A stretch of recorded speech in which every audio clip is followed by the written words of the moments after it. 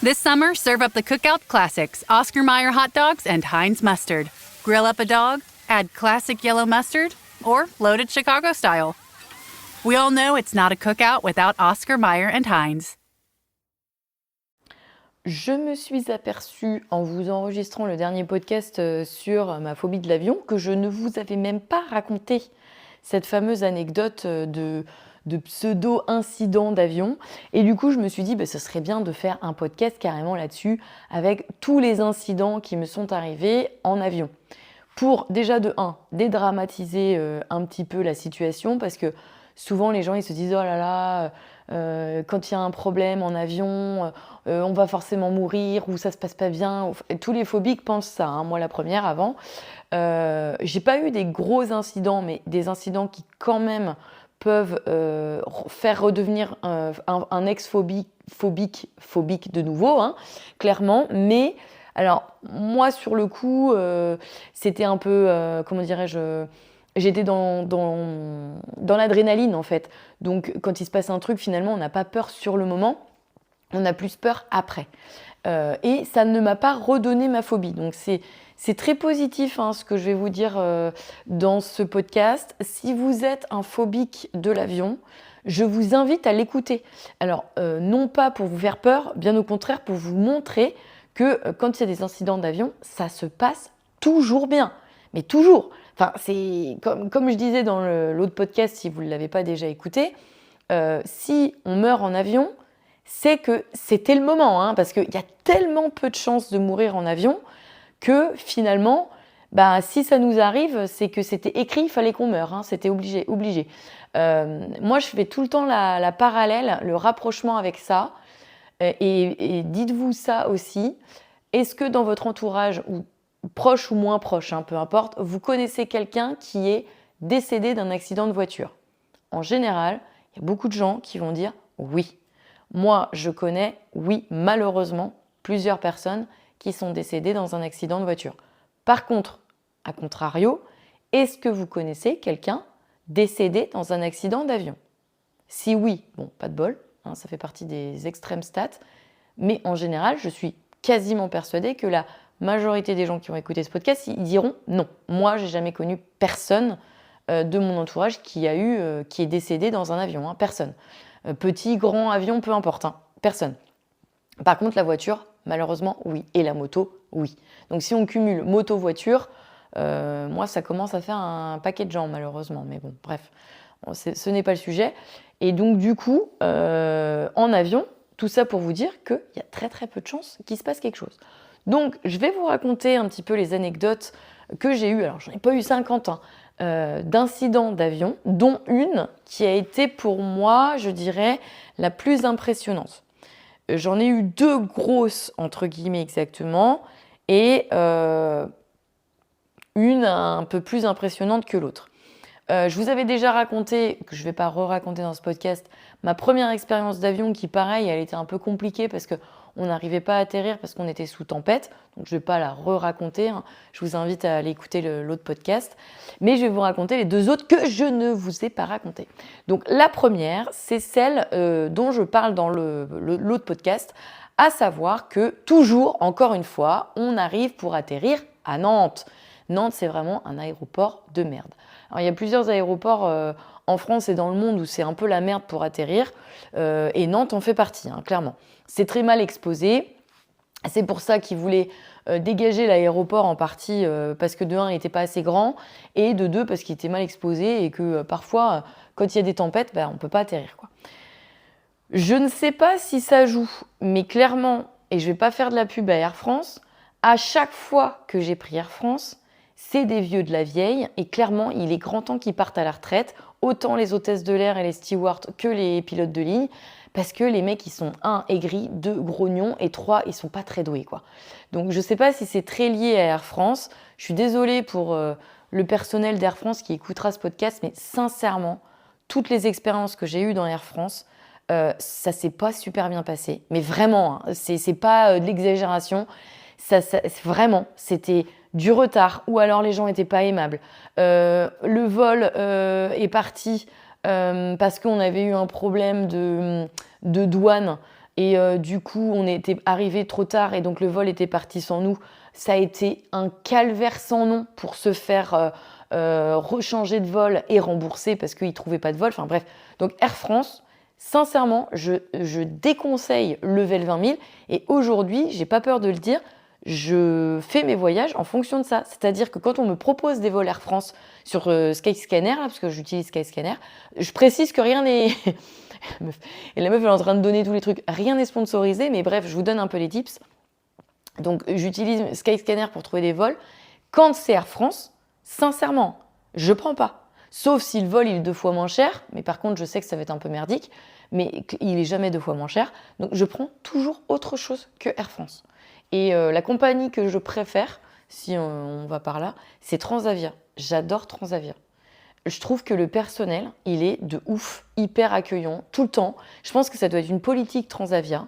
Ils sont fun, ils sont drôles, ils se prennent pas la tête, c'est des jeunes. Enfin, moi, Transavia, j'adore. Les avions sont bien, donc voilà. Air France, horrible. Transavia, trop bien. EasyJet aussi, catastrophe. Catastrophe EasyJet. Oh, EasyJet, à bannir, c'est une horreur. Tout le temps en retard, ils sont pas aimables, les vols, ils font du surbooking. Ah bah tiens, je vous ai raconté celle-là aussi, mais je vous l'avais déjà racontée. Bah non, je vais pas la re-raconter. C'est dans l'histoire maudite de Madrid. Faut que vous alliez écouter ce podcast. C'est pépite. Surbooking, jamais pu embarquer, jamais trouvé de vol. EasyJet, de la grosse merde. Bon, bref, on n'est pas là pour ça. Donc, on arrive à Nantes pour atterrir et bien entendu, nous sommes dans la tempête. Et forcément, le commandant a du mal à atterrir. Nous, on ne le sait pas pour l'instant, hein. Donc notre descente, elle se fait. On a tourné un sacré moment quand même au-dessus de l'aéroport. Et du coup, je suis avec Jérémy, mon ex-mari, mon mari à l'époque.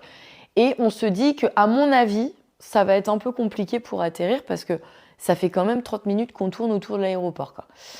Donc on tourne et on finit par descendre. On descend. Et en fait, c'était un avion assez grand pour avoir un écran. Et moi, à l'époque, vu que j'étais très phobique, j'aimais regarder, vous savez, sur les écrans, on peut voir les mètres de descente, enfin d'altitude en fait. Donc je voyais 400 mètres, 500 mètres, 400 mètres, etc. Ça descendait. Sans mentir, on arrive à 100 mètres. Donc 100 mètres, vous atterrissez quoi. Ça y est, c'est que dalle, vous êtes au sol quasiment, quoi. À 100 mètres, le mec, il remet les gaz. Mais alors, il remet pas les gaz comme un décollage normal, hein. Il remet les gaz, je n'ai jamais eu cette sensation-là dans un avion. Collé au fauteuil. Oh, la poussée. Alors, plus la surprise, parce qu'on était détendus, on savait qu'on allait atterrir. Donc, on n'était pas du tout préparé à avoir une poussée pour décoller. La surprise, plus la puissance du mec qui a mis les gaz, mais laisse tomber, mais collé contre le siège. Et là, grosse panique. On se dit, oh là là, il y a un problème, quoi. Il y a un très gros problème. Et là, ça dure longtemps. Ça dure le temps d'un décollage, donc je dirais 5 minutes, quoi, à peu près. C'est très long, hein, 5 minutes. Hein. C'est vraiment, quand vous ne savez pas ce qui se passe, que la poussée de l'avion, elle ne s'arrête jamais, et que vous montez, vous vous dites, soit, moi, dans ma tête, je me suis dit, soit il y a un problème de moteur, de roues, de machin, où les roues ne se sont pas dépliées, du coup, on ne peut pas atterrir. Et vu qu'il ne s'arrêtait pas de monter, pendant un moment, je me suis dit, mais putain, ça se trouve, on a affaire à un fracas de kamikaze, là, de commandant qui veut se buter, qui veut se suicider, là. Non, mais quand on est phobique, on se fait des films, hein, les gars, hein, je suis d'accord. Hein. Donc, et le mec, il est en train de monter pour nous faire décrocher tout en haut et qu'on se pète la gueule. Irrationnel, la pensée, hein, je suis entièrement d'accord avec vous. Ça n'a ni queue ni tête, ma réflexion, mais c'était le cas. Et au bout de 5 minutes, le pilote prend le micro pour nous expliquer qu'il ne peut pas atterrir à Nantes à cause des conditions météo. Et qu'il va tourner encore un peu pour avoir une autre fenêtre pour retenter d'atterrir. Mais il nous dit aussi qu'il n'a plus de kérosène et que Si il peut pas se permettre d'attendre plus de tant de temps, alors je sais plus le temps qu'il nous avait donné, mais s'il tourne trop longtemps, il aura plus assez de kérosène pour atterrir dans un autre aéroport. Donc là, il nous dit 2 solutions. Je retente l'atterrissage. Si on me donne une autre fenêtre dans les moins de, je dis n'importe quoi, 4 minutes. Si ce n'est pas le cas, on prend le cap de Toulouse. Mec, on venait de faire, je ne sais plus quel vol c'était, on était parti en vacances, donc on venait de se taper le vol des vacances. Et là, le mec nous dit, on va aller à Toulouse. Mais what the fuck, mec? Moi, je veux pas aller à Toulouse, je veux rentrer chez moi. Donc déjà, paniqué, parce que on vient de se taper une poussée de la mort. Rassuré d'un côté, parce que le mec nous dit que c'est juste qu'il n'a pas été capable d'atterrir. Alors, je ne mets pas en cause ses capacités professionnelles, absolument pas. Je sais pertinemment que l'aéroport de Nantes est méga merdique et que c'est fréquent. Et à ce moment-là, je me dis, fuck quoi. Et par contre, je suis un peu vénère parce que je me dis, mais le mec, en fait, il a pris des risques. Parce qu'il savait que le vent était compliqué. Et en fait, il a quand même tenté d'atterrir et à 100 mètres du sol, de remettre les gaz. Enfin, moi, je trouve que c'est dangereux. Je m'étais renseignée un petit peu à l'époque et c'était la limite apparemment. Quand tu es en dessous de 100 mètres, après, tu es obligé d'atterrir. Tu peux pas remettre les gaz comme ça. Tu es obligé d'atterrir et basta quoi. Donc là, le mec, il a flirté avec les limites en fait. Donc, s'il y a un pilote qui écoute ce podcast, qui me donne ses infos et son ressenti, ça m'intéresse grandement. Soit en faisant un commentaire en dessous de ce podcast, soit en me faisant un retour sur Insta en message privé, sur ponycorn-le-blog ou ponycorn-lifestyle. Ça m'intéresse de ouf parce que j'aimerais trop discuter avec un pilote de ce truc. Parce que ça m'intéresse de savoir quand c'est comme ça, c'est quoi le protocole qu'ils ont à faire quoi. Donc bref. Donc on se met à tourner pendant 4 minutes, enfin le temps qu'il avait indiqué, je ne sais plus exactement, et le mec reprend le micro pour nous dire « Écoutez, j'ai pas d'autre fenêtre pour atterrir, on part à Toulouse. » Toulouse, mec. Toulouse. Putain. Mais c'est dans le sud, quoi. Si vous voyez Toulouse et où est Nantes, rien à voir, quoi. Donc on atterrit à Toulouse. Alors, inutile de vous dire que tout le monde était paniqué. Parce que, en fait, j'avais une dame devant moi, elle avait grave flippé sa race, elle était en train d'appeler son fils pour lui dire que elle avait peur, qu'elle voulait descendre de l'avion et reprendre en fait une voiture éventuellement pour ne pas reprendre l'avion. Enfin, clairement, on paniquait. Moi, ce que je trouve inadmissible, c'est qu'on est resté à Toulouse un sacré bout de temps. On est resté à peu près 2 heures. Ils ont dû refaire le plein de kérosène et le mec, je pense qu'il attendait en fait d'avoir un créneau pour décoller parce que on avait atterri en urgence en fait à Toulouse, qui c'était absolument pas prévu. Donc il attendait un créneau pour décoller et de deux, il attendait que la tempête se calme à Nantes. Mais en fait, la tempête des fois chez nous, ça dure pendant 2 jours quoi. Donc on savait pas comment ça allait se passer. On savait pas si on allait repartir dans les en fait, le mec nous disait « je ne sais pas quand on repart ». Donc 1 heure, 2 heures, on commençait à péter un câble.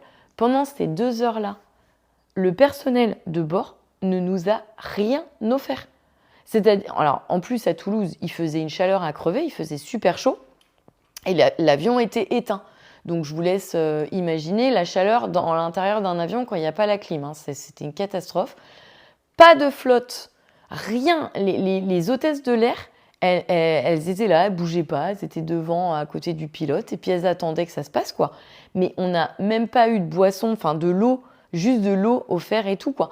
Moi, pendant un moment, mais tellement j'avais paniqué, j'étais asséchée, j'étais demandé de l'eau à l'hôtesse de l'air, ça la gonflait de me servir un verre d'eau. Je me suis levée, j'étais lui demander. Donc bref, non, personnel Air France, catastrophe. Donc voilà, au bout de 2 heures, le mec nous dit « bon, c'est bon, on peut redécoller ». Mais je vous préviens que ce n'est pas sûr qu'on réussisse à atterrir, car la tempête à Nantes est toujours là. Mais je dis, mais what the fuck? Mais je me dis, mais on va passer la journée dans ce putain d'avion, quoi. Donc, on reprend le vol, rebelote, 1 heure de vol pour aller à Nantes.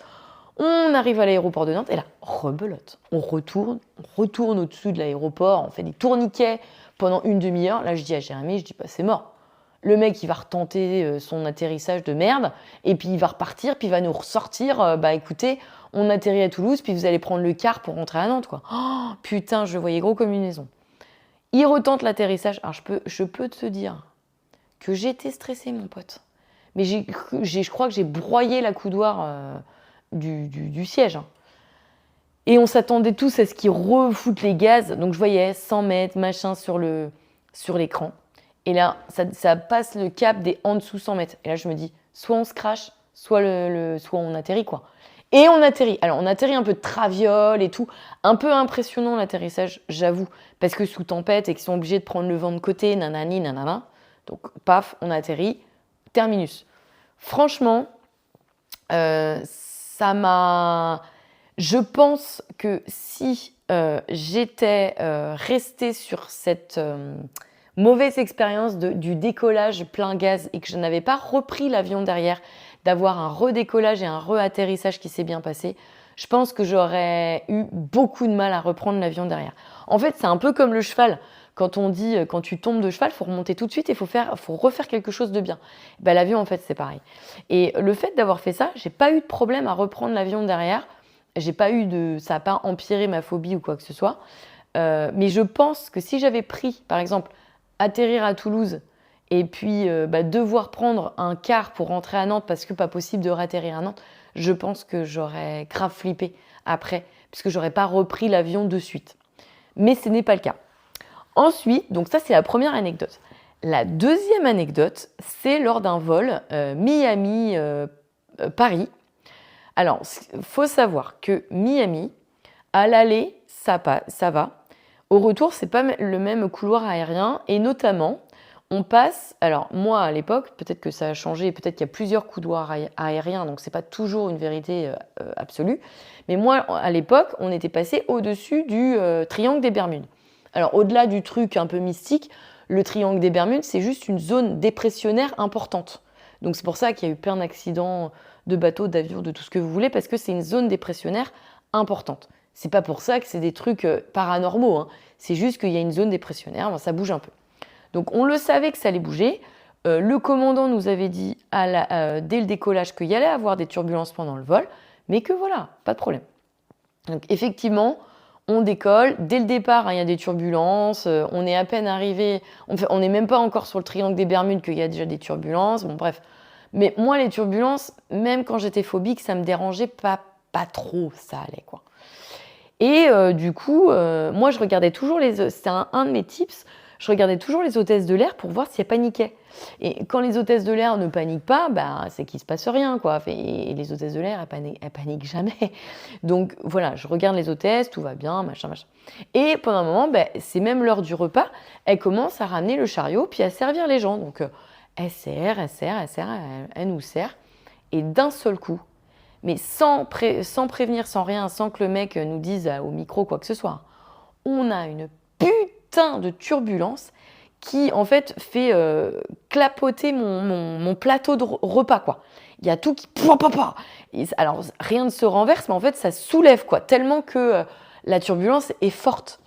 Et là, aussitôt, le mec au micro, il fait cabine crew, turbulence.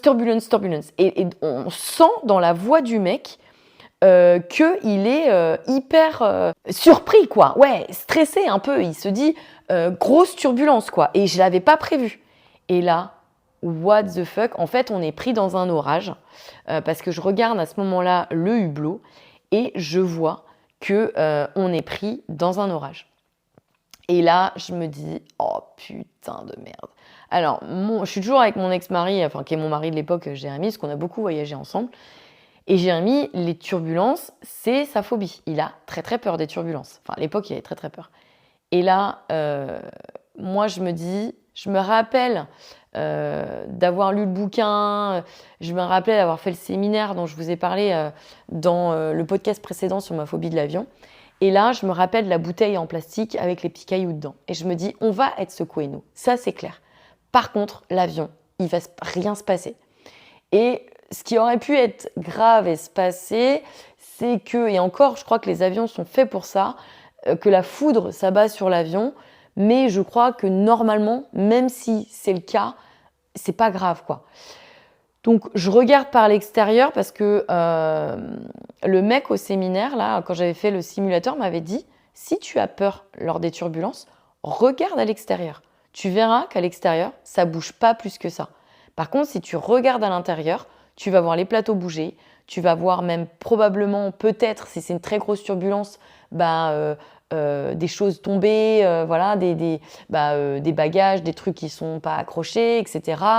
Ils me disent c'est très impressionnant de l'intérieur, donc regarde vers l'extérieur. Donc moi, je vous rappelle, j'ai mon plateau repas, hein, j'ai mon verre d'eau, toute ma bouffe et tout. Je décide de ne pas manger, bien sûr, mais je ne peux pas enlever mon plateau, quoi. Les hôtesses de l'air, elles se sont rebarrées avec le chariot, elles l'ont loqué, verrouillé, tu sais, là, quand, à l'endroit du truc, elles sont carrément tout rangées et elles s'attachent. Donc là, mais en panique, enfin, elles ne sont pas paniquées, mais elles se dépêchent de le faire. Donc là, on sait tous que c'est une putain de grosse turbulence et de un qui n'est pas prévu parce que le pilote s'est fait hyper surprendre et de deux, ça va secouer, quoi. Le mec nous le dit au micro, que ça va secouer. Donc là, Jérémy, il est blanc comme un linge, il a 2 doigts de tomber dans les pommes. Moi, j'ai une putain de poussée d'adrénaline, mais comme quand vous faites, je sais pas, un truc extrême, un sport extrême, un truc qui vous fait très peur, avant d'aller dans un grand 8, un machin, quand vous attendez et vous savez que ça va arriver, vous avez peur, mais une fois que vous êtes dans le grand 8, vous avez plus peur. Et bien moi, ça me fait exactement ça. J'ai une putain de poussée d'adrénaline. Vu que c'est super soudain, j'ai pas eu le temps d'attendre le problème. Et du coup, on est au cœur du problème et j'ai pas peur. Je suis pétée d'adrénaline. Je suis comme ça, je tremble dans tous les sens, mais d'énervement, d'adrénaline. Et je regarde à l'extérieur. Et en fait, curieusement, ça m'apaise. Alors, j'entends mon plateau repas qui fait ta. Ça, c'est hyper impressionnant. De l'intérieur, vraiment, c'était des très grosses turbulences. Et c'était des turbulences verticales. C'était pas de côté, mais verticales. Donc, on montait très fort, on redescendait très fort, et ce, très, très rapidement. Ce qui faisait que ça faisait des espèces de trucs d'ascenseur. Clairement, pour ceux qui sont malades en transport, c'était une catastrophe. Et franchement, ça faisait des hauts-le-cœur de ouf. Sauf que moi, je décide de me concentrer sur l'extérieur. J'ai toujours voyagé côté hublot parce que j'aime bien. Et du coup, je me dis, voilà, je regarde l'aile de l'avion. J'étais au niveau de l'aile en plus, heureusement, parce que c'est là où ça bouge le moins. Parce que ceux qui étaient tout à l'avant ou tout à l'arrière, putain, ils ont dû morfler. Je regarde l'aile et je vois l'aile, mais vraiment se tordre. Mais vraiment, au bas. Et le mec du séminaire m'avait dit, la carcasse de l'avion est faite pour se plier. Donc, si tu vois les ailes se plier, aucun problème. Alors, juste dans la normalité, si elles se plient à 90 degrés, on est d'accord qu'il y a un problème. Mais là, elle ondulait très, très fort avec des grandes variations, comme un oiseau qui bat des ailes. C'était hyper impressionnant. Et du coup, je vois ça. Et je me rappelle du mec au simulateur qui m'avait expliqué ça, qui m'avait dit c'est normal, c'est justement fait exprès pour suivre en fait les ondulations des masses d'air. Donc je regardais les ailes et je voyais que dehors, en fait, ça bougeait pas. Les ailes, je voyais la lune en plus, donc je voyais que j'étais à hauteur. On n'était pas à 90 degrés, on était droit, quoi.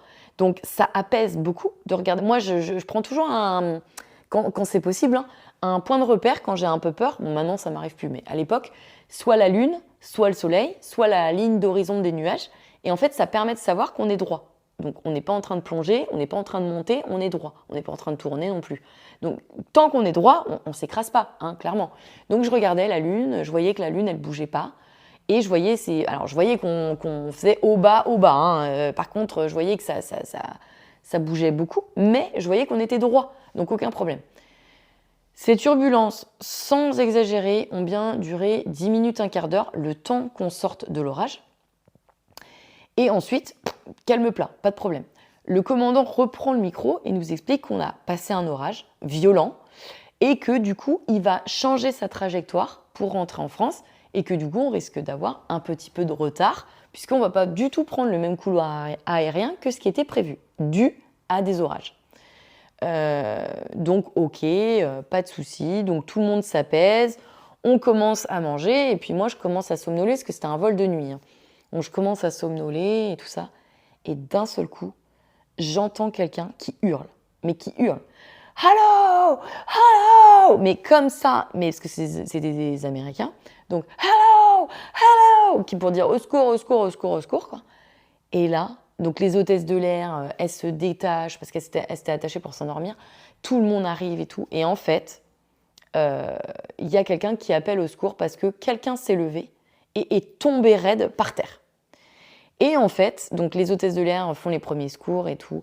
Avec Jérémy, au moment où la personne hurle, on pense clairement, le premier truc qui nous est venu dans la tête, c'est « putain, c'est un attentat ». Parce que le mec hurlait, mais hurlait quoi. Et en fait, pas du tout. Vous noterez encore le truc absolument pas rationnel de la réflexion quand on est phobique. En fait, pas du tout. Le mec, les turbulences avaient été tellement fortes que ça lui avait endommagé les tympans. Et en fait, quand il a voulu se lever pour aller aux toilettes, ses tympans ont, en gros, entre guillemets, pété. Et il a perdu l'équilibre et est tombé quelque part dans les pommes, entre guillemets, quoi. Je pense que la douleur, je sais pas, je l'ai pas vu, hein, mais il était allongé par terre, il bougeait plus, le gars. Donc je pense qu'il est tombé dans les pommes avec la douleur et il avait du sang qui coulait des oreilles et tout. Enfin, gros problème de tympan, quoi. Et ça arrive apparemment quand les turbulences sont très très fortes avec des gens qui sont très sensibles des oreilles. Et en fait, ça peut percer les tympans, quoi. Donc c'est ce qui est arrivé à ce monsieur.